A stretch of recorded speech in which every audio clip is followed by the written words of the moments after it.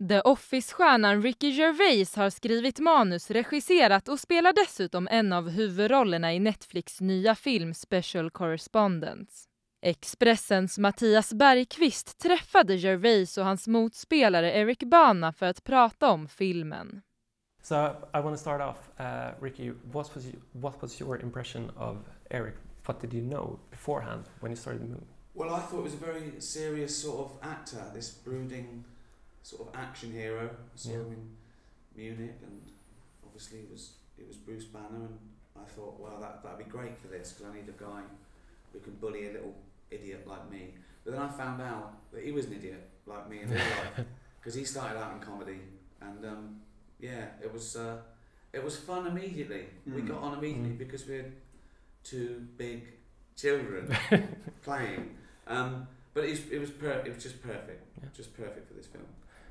And what did you know about Ricky beforehand? I knew almost everything. Yeah. No, I was a huge fan from way back in the day. So I was just, I was in shock actually that he wanted me to do the film with him, and it was a lot of fun. It was a lot of fun, and it was kind of once I realised that he didn't know about my comedy background, that actually took a bit of pressure off, because then I realised, okay, I can just come in and just kind of be the straight guy for him, and whatever extra laughs we get is a bonus. But then we sort of found a sort of different dynamic that I don't think we would have found. No, and it's the best thing about the film, I think, the relationship, the dynamic between us is really good, because it's almost Laurel and Hardy-esque, because he thinks he's above it all and he deserves more.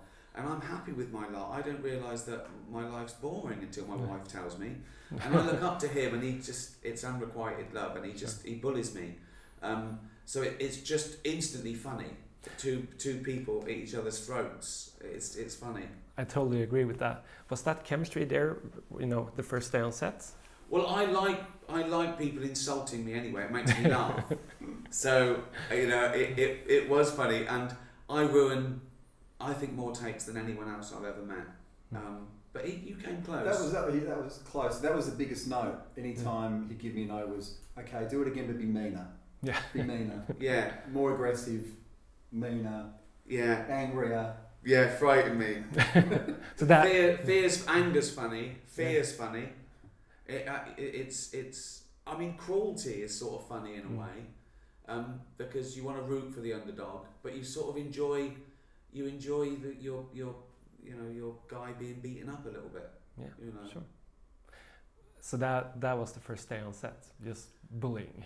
Yeah, it was, and that continued. No, the first day on set, I remember, the night before we went to eat, and we ate at 6 p.m. because I wanted to go to bed early, and I went to bed at 9. The next day, Eric comes in and he says he had to order room service at 11:45 because he'd eaten so early, right? And I said, "What were you still doing up at 11:45?" And he said, "Who are you, my dad?" So I go to bed at 9 when I'm filming. So but he needed an extra meal. He's bigger than me. I had more lines too. You did? I had more lines. I had easy days, didn't I? Yeah. Cut all my lines, just me being scared, all his speeches. And then you give me some of yours, and that literally makes no sense. You're going to have to say something in this scene. Yeah, I'm the only actor who cuts my own lines. I need less. Was there a lot of improv during the filming? Well, there was actually, within every scene. The thing is, it's difficult to improv too much because there's a very strict plot and twist. It's probably more plot heavy than anything I've ever done, really. But within those guidelines, little things, I try and make everything as natural as possible. And however good the lines are, they're better if you change them a bit for your own means.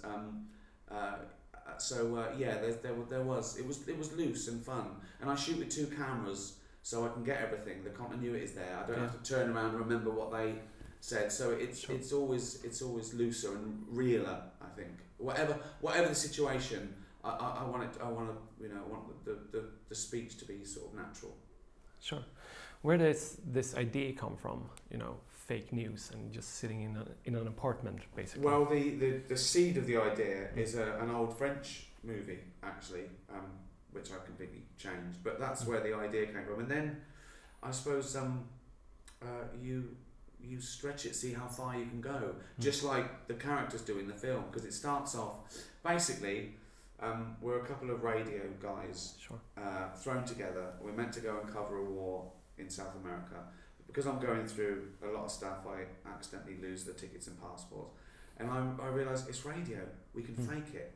So we build a little studio in a restaurant across the road, and I suppose it starts, we get away with it, and then we get carried away, and then we see how far we can go, and we make ourselves heroes, but then we get ourselves in quite a pickle, so we've got to get out of it, and that's when it really starts happening.